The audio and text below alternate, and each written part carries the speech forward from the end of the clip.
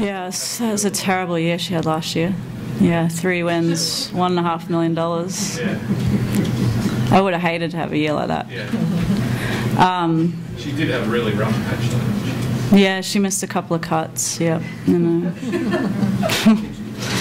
I think, no, seriously, the parallels that I see is that I saw her speak at the dinner last night, and she talked about how awful her year was last year, and I would have sat here and said exactly the same thing about how awful my year was at the time. And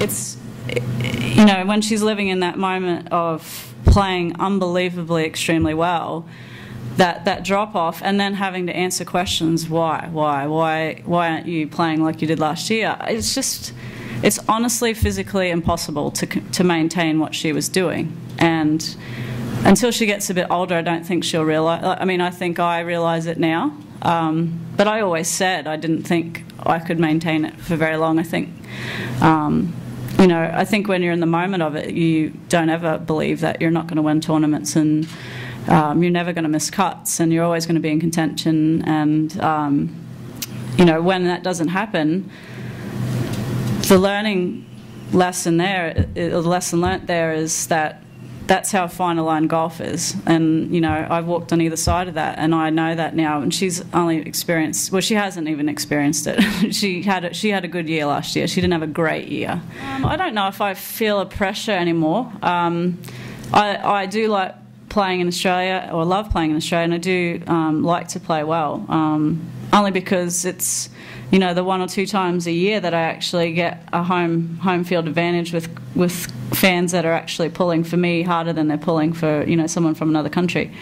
So you know, that's what I love about it, and that's, you know, I probably put that pressure on myself just so I can have that experience with the fans, and give them what they came to watch. But you know, I don't really feel like I have anything to prove, so I don't really feel that pressure that I did maybe 10 or 12 years ago. I'd probably say the one that sticks out the most is the one at Kingston Heath.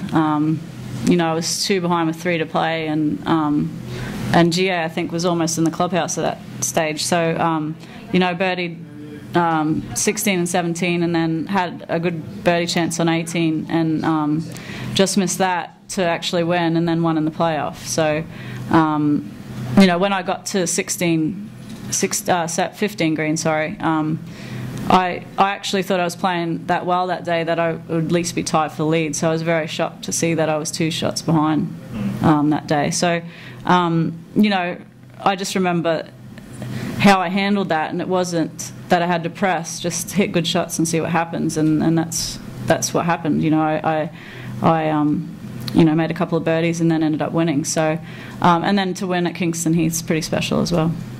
I think it would be to the detriment of women's golf in the country if we weren't to have at least 2 major professional events on TV. I think you know, young girls need to have the inspiration of watching women play their sport at their best. And you know, even though I was inspired by watching men's golf, I think I remember when the Australian Masters started at Palmettos, that for me to watch women's golf on TV was just unbelievable. And I was, you know, 15, 16 when that started. So, well, because I haven't played a tournament here anyway, I don't really know how it's going to play. Because I keep thinking that it's going to, like, in my mind, before I got here, I thought it was going to be hard and fast and running.